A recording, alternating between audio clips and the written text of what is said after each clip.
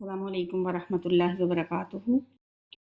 الحمد للہ نحمده ونستعینه ونستغفره ونؤمن به ونتوکل علیہ ونعوذ باللہ من شرور انفسنا ومن سیئات اعمالنا من یهده اللہ فلا مضل له ومن یضلل فلا ہادی له ونشهد ان لا الہ الا اللہ وحدہ لا شریک له ونشهد ان محمدا عبدہ ورسولہ اما بعد فإن خیر الحدیث کتاب اللہ وخیر الہدی ہدی محمد صلی اللہ علیہ وسلم وشر الامور محدثاتها وکل محدثۃ بدعہ وکل بدعۃ ضلالہ وکل ضلالۃ فی النار۔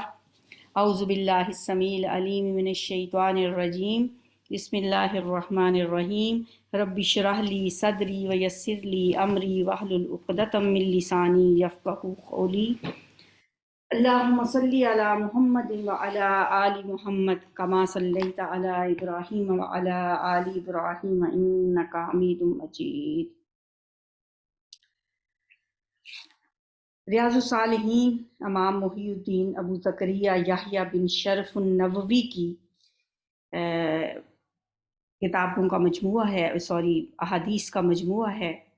اس کی ہم نے حدیث نمبر 1 کا مطالعہ کیا تھا، آج ہم اس کی حدیث نمبر 2 پڑھیں گے۔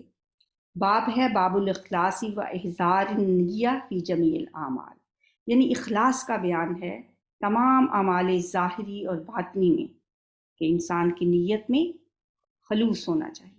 اس سلسلے میں 2-3 باتیں میں نے آپ کو بتائی تھیں۔ ایک یہ تھی کہ انسان کی نیت جو ہوتی ہے نا، وہ اس میں عمل کو خالص کرنا، یعنی اخلاص، کہ یہ کام میں اللہ کے لیے کر رہی ہوں، خالص اسی کے لیے، میرا کوئی اور مقصد نہیں ہے۔ نمبر 2 کہ یہ کام میں نفل کر رہی ہوں، نماز پڑھ رہی ہوں تو نفل ہے یا فرض ہے، یعنی عمل کو فکس کر لینا، ذہن میں سوچ لینا۔ پھر نیت جو ہے نا وہ دل کے ارادے کا نام ہے، اس کے لیے الفاظ کی ضرورت نہیں۔ پھر ایک بات میں نے آپ کو یہ بتائی تھی کہ نیت میں سوچ کا ہونا، استحضار، یعنی سوچے سمجھے بغیر تو ہم کچھ بھی کر لیں۔ جیسے اگر ہم نہا کے بھی نکلتے ہیں تو کیا سارے وضو کے اعضاء تو ہمارے دھل جاتے ہیں؟ تو وضو تو نہیں ہوتا، کیونکہ اس میں ہماری نیت نہیں ہوتی، ارادہ نہیں ہوتا۔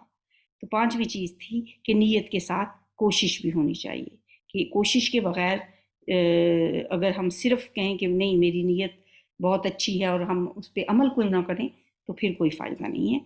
تو اجر ہمیں اس کے مطابق ہی ملے گا جو ہم نیت کرنے کے بعد عمل کریں گے، یا اگر عمل میں کوئی رکاوٹ آ جائے تو نیت کی بنا پہ بھی اجر ملتا ہے۔ اب اسی باب کی حدیث نمبر 2 ہے، وعن ام المومنین ام عبداللہ عائشہ رضی اللہ عنہا قالت۔ یہاں تک جو حدیث کا حصہ ہوتا ہے وہ کہلاتا ہے سند۔ وعن ام المومنین ام عبداللہ عائشہ رضی اللہ عنہا، ام المومنین ام عبداللہ حضرت عائشہ رضی اللہ عنہا سے روایت ہے۔ قالت، وہ فرماتی ہیں، قال رسول اللہ صلی اللہ علیہ وآلہ وسلم، رسول اللہ صلی اللہ علیہ وآلہ وسلم نے فرمایا، یغزو جیش الکعبۃ، یغزو غزوہ سے ہے یہ لفظ، چڑھائی کرے گا، حملہ کرے گا۔ جیش ایک لشکر، ایک لشکر چڑھائی کرے گا کعبۃ، کعبہ پر، یا جنگ کی غرض سے چڑھائی کرے گا کعبہ پر۔ فَإِذَا كَانُوا بِبَيْضَاءَ، پھر جب وہ پہنچے گا ایک چٹیل میدان میں، یعنی بیضاء میں۔ بیضاء ایک چٹیل میدان کو کہا جاتا ہے، ایک جگہ کا نام بھی ہے۔ فَإِذَا كَانُوا بِبَيْضَاءَ مِنَ الْأَرْضِ يُخْسَفُ بِأَوَّلِهِمْ وَآخِرِهِمْ، تو دھنسا دیے جائیں گے ان کے پہلے بھی اور آخری بھی، اول و آخر سب کے سب زمین میں دھنسا دیے جائیں گے۔ قالت، کہنے لگی، یعنی حضرت عائشہ فرماتی ہیں، قلت، میں نے کہا، یا رسول اللہ، اے اللہ کے رسول کیف یخسف باولہم وآخرہم، ان کے اول و آخر کو کیسے دھنسایا جائے گا، کیف کس طرح، یخسف دھنسایا جائے گا، باولہم وآخرہم ان کے اول و آخر کو، وفیہم اسواقہم اور ان کے اندر ان کے بازار کے لوگ بھی ہوں گے، ومن لیس منہم جو کہ ان میں سے نہیں ہوں گے، یعنی وہ جنگ کرنے کے لیے نہیں آئے ہوں گے، وہ جنگجو نہیں ہوں گے۔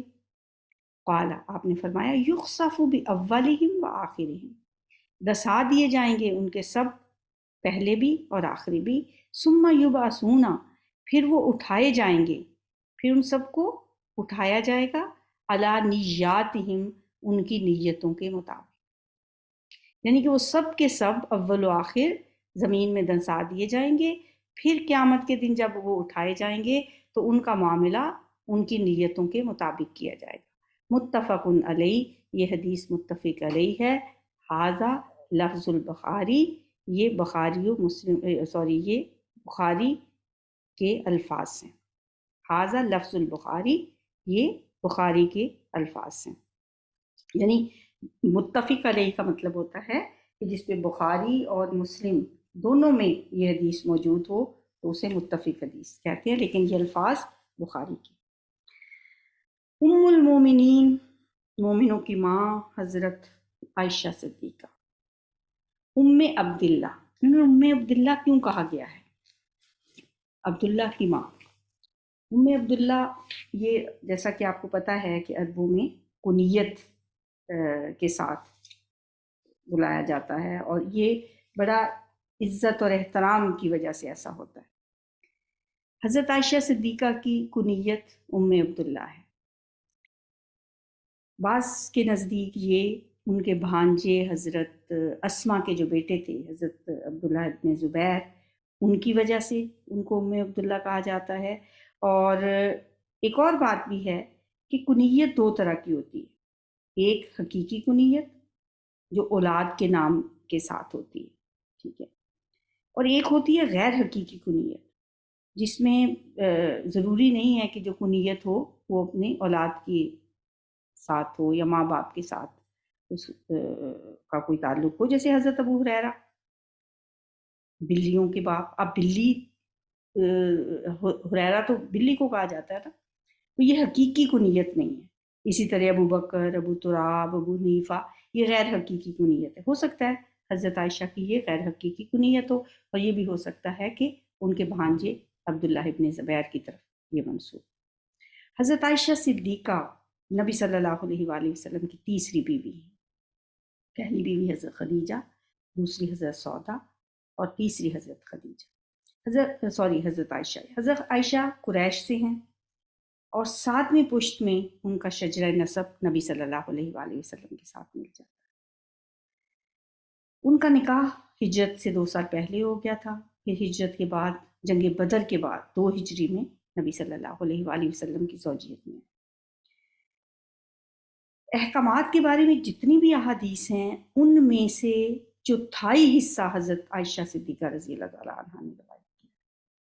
ٹوٹل 2210 احادیث انہوں نے روایت کی ہیں، جن میں سے 316 احادیث بخاری و مسلم میں موجود۔ ان کی ایک اور بہت بڑی فضیلت ہے، جب نبی صلی اللہ علیہ وآلہ وسلم ایک غزوے سے واپس آ رہے تھے اور منافقین نے حضرت عائشہ صدیقہ پہ الزام لگایا تھا، تو اللہ تعالیٰ نے قرآن پاک کی سورہ نور میں 18 آیتیں یکمشت نازل کر کے، یعنی ایک ہی جگہ پہ اکٹھی 18 آیات نازل کر کے حضرت عائشہ صدیقہ کی برات نازل کی۔ یہ بہت بڑا اعزاز ہے ان کے لیے کہ قرآن پاک میں ان کے لیے 18 آیات نازل ہوئی۔ 58 ہجری 17 رمضان کو ان کی وفات ہوتی ہے۔ جنت البقیع میں ان کو دفنایا گیا۔ حضرت ابو ہریرہ نے ان کا جنازہ پڑھایا، اور بہت نبی صلی اللہ علیہ وآلہ وسلم کی پیاری بیوی ہیں، ان سے یہ حدیث روایت ہے، اور وہ فرماتی ہیں، یہ نبی صلی اللہ علیہ وآلہ وسلم نے فرمایا کہ ایک لشکر خانہ کعبہ پر چڑھائی کرنے کی نیت سے نکلے گا، یغزو، اب یہ یغزو کا لفظ بھی دیکھ لیں کہ غزوہ اگر تو سیرت کے حوالے سے سیرت کے اندر جو اصطلاح استعمال ہوتی ہے اس میں تو غزوہ کہا جاتا ہے اس جنگ کو جس میں نبی صلی اللہ علیہ وآلہ وسلم نے شرکت کی، اور جس میں آپ نے شرکت نہیں کی اسے سیریا کہا جاتا ہے۔ لیکن عام بھی ہے یہ لفظ، غزوہ کا مطلب ہوتا ہے لڑائی یا جنگ، یہ عام لفظ ہے۔ اب یہاں پہ تو غزوہ لڑائی کے معنوں میں استعمال ہوا ہے۔ جیش الکعبہ، کعبہ پر چڑھائی کرے گا ایک لشکر۔ اور کعبہ جو ہے، ویسے تو کعبہ کہا جاتا ہے مکعب سے ہے یہ لفظ، مکعب اردو میں آپ نے سنا ہوگا، ایک سکوئر کو کہتے ہیں، ایک مربع شیپ کو کہا جاتا ہے۔ اور کعبہ اور قبلہ دو مختلف لفظ بھی ہیں اور دونوں کے معنی مختلف ہیں۔ قبلہ وہ چیز ہوتی ہے جس کی طرف رخ کیا جاتا ہے، اور جب ہم سجدہ کرتے ہیں تو قبلہ بناتے ہیں کعبہ کو، کعبہ کو سجدہ نہیں کرتے، کعبہ کو سمت بنایا جاتا ہے، رخ کیا جاتا ہے کعبہ کی طرف۔ وہ جو ایک کمرہ ہے، وہ جو ایک سکوئر اور مربع شیپ کا کمرہ ہے، مکعب ہے جو، اس کو ہم کعبہ کہنے کا مقصد یہ ہے کہ وہ سکوئر شیپ میں ہے، تو اصل میں قبلہ ہے وہ، اس کی طرف ہم رخ کر کے نماز پڑھتے ہیں۔ فائدہ کانو بے ویدا، وہ جو لشکر آئے گا کعبہ پر چڑھائی کرنے کی نیت سے، جب وہ پہنچے گا بیدا میں، بیدا کا مطلب تو ہوتا ہے کوئی چٹیل میدان کو کہا جاتا ہے، یعنی کوئی وہ پہاڑی زمین نہیں ہے، کوئی صحرا نہیں ہے، بلکہ ایک چٹیل میدان ہے۔ اور بیدا جو ہے وہ ایک جگہ بھی ہے مدینہ اور مکہ کے درمیان، ذوالحلیفہ کے قریب ایک جگہ کو بیدا کہا جاتا ہے۔ وہاں پر جب وہ لشکر پہنچے گا تو کیا ہوگا؟ یخصف، اسے دھنسا دیا جائے گا، بِأَوَّلِهِمْ وَآخِرِهِمْ، ان کے پہلوں اور آخروں کو۔ اس کا یہ مطلب نہیں ہے کہ ان کے جو شروع والے ہیں ان کو دھنسایا جائے گا اور آخری والوں کو دھنسایا جائے گا، درمیان والوں کو نہیں، بلکہ اول و آخر کا مطلب ہے سب کے سب زمین میں دھنسا دیے جائیں گے۔ جب نبی صلی اللہ علیہ وسلم نے یہ بات فرمائی تو حضرت عائشہ فرماتی ہیں، قالت قلت، کہنے لگی میں نے کہا یا رسول اللہ کیف یخسف بِأَوَّلِهِمْ وَآخِرِهِمْ، کس طرح وہ سارے کے سارے دھنسا دیے جائیں گے، یعنی سب کو کیسے دھنسا دیا جائے گا؟ وفیہم اسواقہم، سوق کہتے ہیں بازار کو، اسواق اس کی جمع ہے، یعنی کہ وہ لوگ جو اسواق والے ہوں گے، جو بازار والے ہوں گے، جو خریداری کوئی کچھ لوگ کر رہے ہوں گے، کچھ بیچ رہے ہوں گے، کچھ لوگ جنگ کی نیت سے نہیں آئے ہوں گے، وہ ان کے ملازم ہوں گے، کوئی نوکر ہوں گے، کوئی ان کے خدمت گزار ہوں گے، کوئی عام لوگ راہ چلتے مسافر ہوں گے، کیا وہ سارے کے سارے دھنسا دیے جائیں گے؟ یہ کیسے ہوگا؟ کیونکہ وہ تو جنگ کے لیے نہیں آئے ہوں گے، وہ تو لشکر میں شامل نہیں ہوں گے، ان کی نیت تو یہ نہیں ہوگی کہ ہم کعبہ پر حملہ کرنے کی نیت سے آئے ہیں۔ آپ صلی اللہ علیہ وآلہ وسلم نے فرمایا یخسف بِأَوَّلِهِمْ وَآخِرِهِمْ، ان سب کو دھنسا دیا جائے گا، چاہے وہ منڈی والے ہوں، بازار والے ہوں، عام افراد ہوں، کوئی بھی ہوں، وہ جنگجو نہ ہوں، ان سب کو دھنسا دیا جائے گا۔ ہاں پھر کیا ہوگا؟ ثم یبعثون، پھر وہ اٹھائے جائیں گے علی نیاتہم، اپنی نیتوں، ٹھیک ہے۔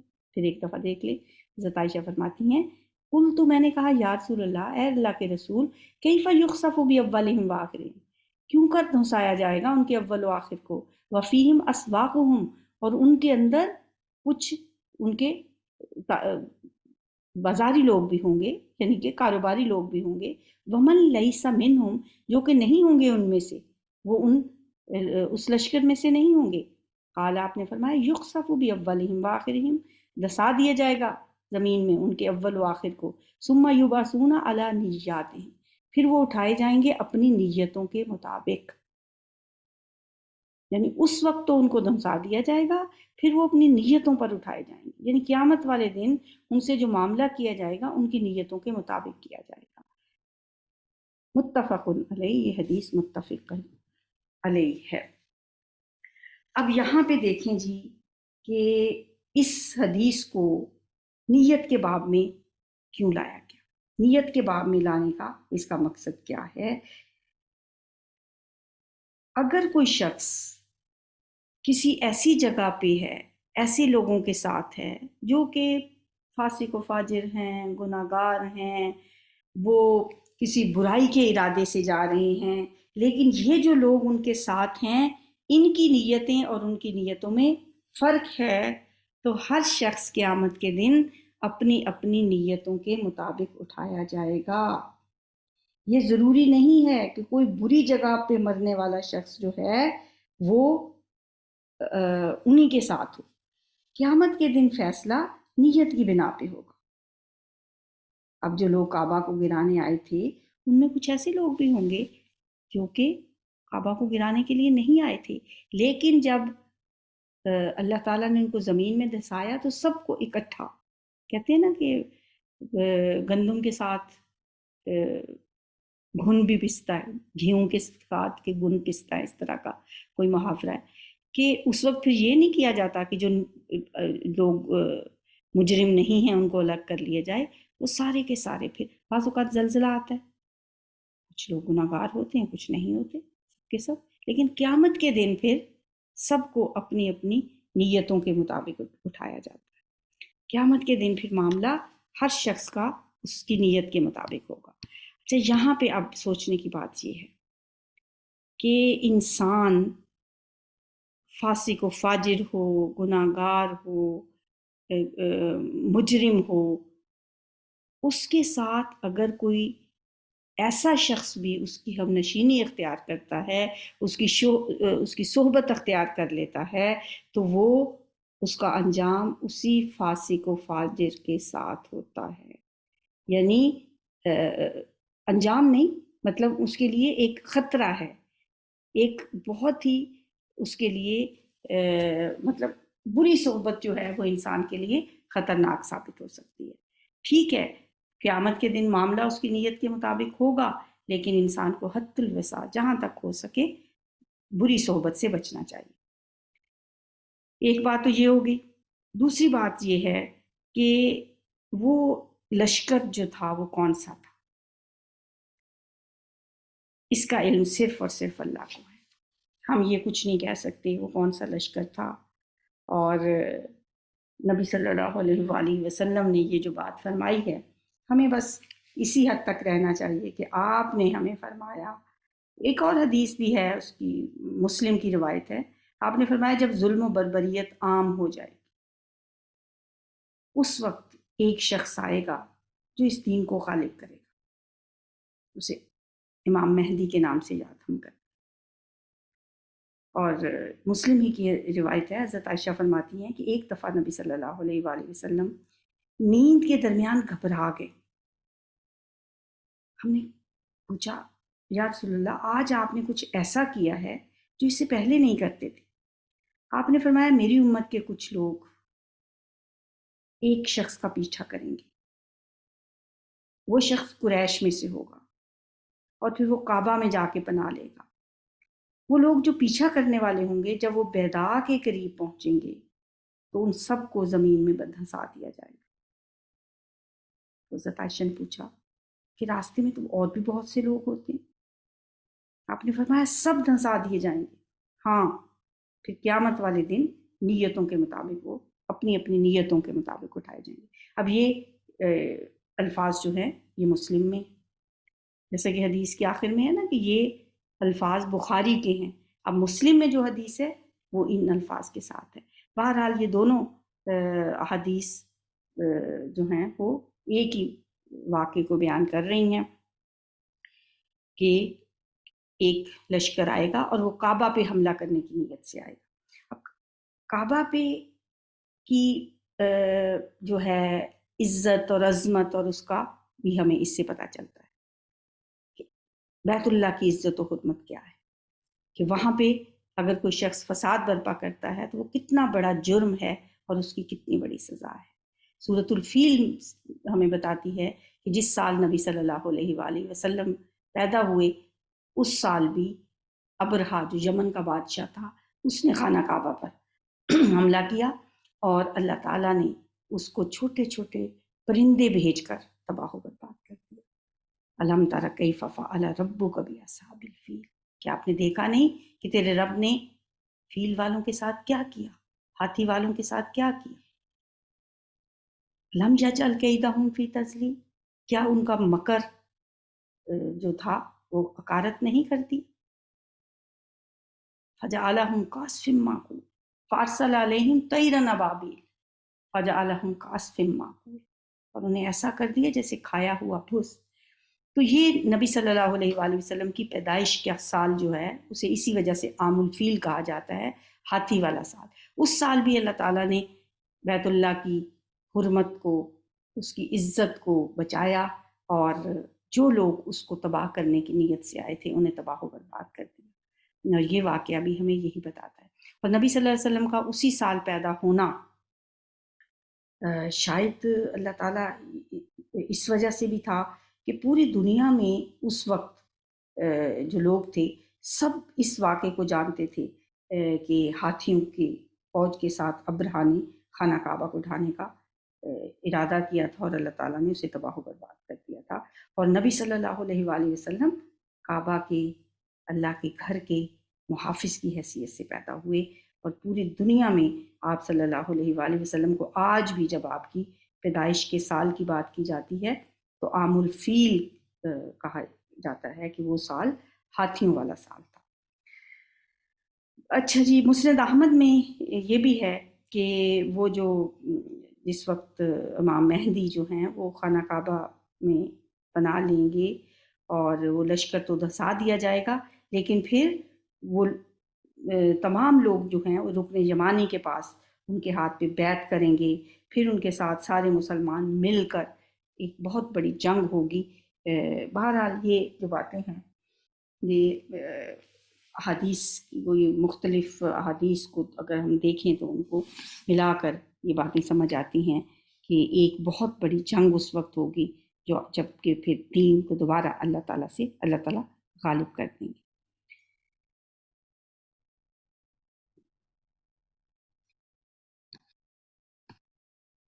حدیث نمبر 3، یہ حدیث بھی حضرت عائشہ رضی اللہ تعالیٰ عنہا ہی سے مروی ہے۔ وعن عائشہ رضی اللہ عنہا قالت، یہاں تک سند ہے۔ حضرت عائشہ رضی اللہ تعالیٰ عنہا سے روایت ہے، قالت وہ فرماتی ہیں، قال النبی صلی اللہ علیہ وآلہ وسلم لا ہجرت بعد الفتح، نبی صلی اللہ علیہ وسلم نے فرمایا ہجرت نہیں ہے فتح کے بعد، یعنی فتح مکہ کے بعد، ولیکن جہاد و نیت، اور لیکن جہاد اور نیت یہ چیزیں باقی رہیں گی۔ وَإِذِ اسْتُنْفِرْتُمْ فَانْفِرُوا، جس وقت تم جہاد کے لیے بلائے جاؤ، فَانْفِرُوا تو جہاد کے لیے نکل پڑو، جب تمہیں جہاد کے لیے بلایا جائے تو جہاد کے لیے نکل پڑو۔ اس کا مطلب یہ ہے کہ مکہ فتح ہو جانے کے بعد اب ہجرت کی ضرورت باقی نہیں رہی۔ نبی صلی اللہ علیہ وآلہ وسلم نے ہجرت سے پہلے مکہ میں 13 سال گزارے، بہت زیادہ مشکلات میں، بہت زیادہ مسلمانوں پہ ظلم ہوئے، اور اس کے بعد 13 سال کے بعد آپ نے مکہ سے مدینہ کی طرف ہجرت کی، اور جب آپ نے ہجرت کی تو اس وقت تمام مسلمانوں کے لیے یہ لازم قرار دے دیا گیا کہ سب لوگ مکہ سے ہجرت کر کے مدینہ کی طرف تشریف لے جائیں، کیونکہ ایک جگہ پہ مسلمانوں کی جمعیت کو اکٹھا کرنا ضروری تھا۔ اس وقت ہجرت فرض کے درجے میں تھی، تمام لوگوں پہ یہ لازم تھا ہر مسلمان کے لیے کہ وہ مکہ سے ہجرت کر کے مدینہ کی طرف جائے۔ لیکن 8 ہجری میں جب مکہ فتح ہو گیا، اب اگر کچھ لوگ یہ چاہیں کہ ہم ثواب کی غرض سے ہجرت کریں، اور کچھ لوگوں نے جیسے اجازت بھی طلب کی آپ سے، اور انہوں نے چاہا کہ جس طرح ہجرت کا بہت زیادہ ثواب ہے، نبی صلی اللہ علیہ وآلہ وسلم سے انہوں نے اجازت طلب کی کہ ہم بھی مکہ سے ہجرت کر کے مدینہ کی طرف جائیں، تو تاکہ ہمارے بھی پچھلے تمام گناہ معاف ہو جائیں، جیسا کہ اس کی بشارت دی گئی تھی۔ تو آپ نے فرمایا کہ اب یہاں سے ہجرت کی ضرورت نہیں، کیونکہ اب تو مکہ دارالسلام بن چکا ہے، اب یہاں سے ہجرت کرنے کی ضرورت نہیں ہے۔ ہاں البتہ ثواب کا سلسلہ ختم نہیں ہوا، اگر کوئی شخص یہی ثواب لینا چاہتا ہے تو یہ نیت رکھے کہ اگر کبھی ضرورت پڑی، پھر کبھی اگر ہجرت کی ضرورت ہوئی تو وہ ہجرت کرے گا، اور یہی ثواب وہ جہاد کر کے بھی حاصل کر سکتا ہے۔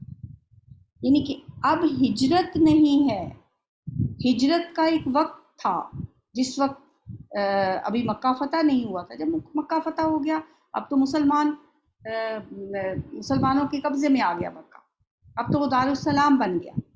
جب تک مکہ فتح نہیں ہوا تھا مسلمان کو کوئی حکم تھا کہ وہ مکہ سے مدینہ کی طرف ہجرت کریں۔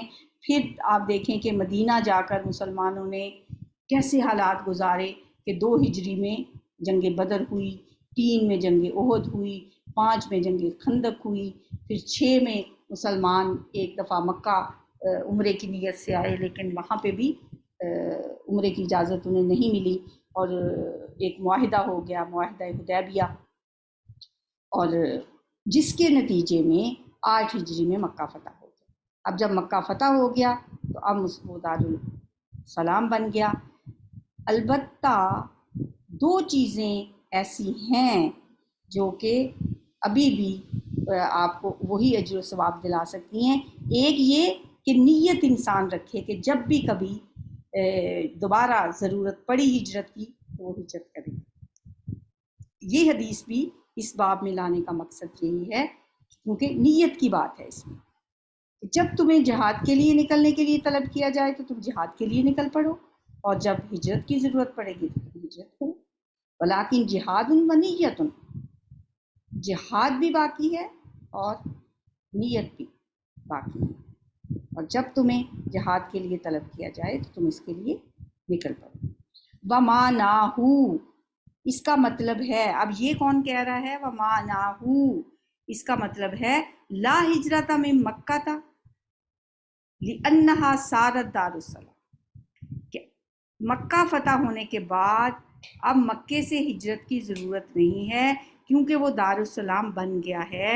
یہ امام نووی اس کا مطلب بتاتے ہیں۔ جیسے کہ میں نے شروع میں بتایا تھا کہ انہوں نے، ان کا طریقہ کار یہ ہے کہ شروع میں کچھ یہ آیات لاتے ہیں، اس کے بعد پھر احادیث بیان کرتے ہیں، جہاں ضرورت پڑتی ہے کسی بات کی وضاحت کی تو وہاں اس کی وضاحت کر دی جاتی ہے۔ اب یہاں یہ وضاحت کرتے ہیں امام نووی، یہ نہ یہ حدیث کے الفاظ ہیں، اور یہ شروع میں متن ہے، یہاں سے لے کے لا ہجرت، یہ جو بولڈ میں لکھا ہوا ہے نا، حدیث کے الفاظ جن کو متن کہا جاتا ہے، وہ لا سے لے کے فن فرو تک ہے، حدیث یہاں تک ہے۔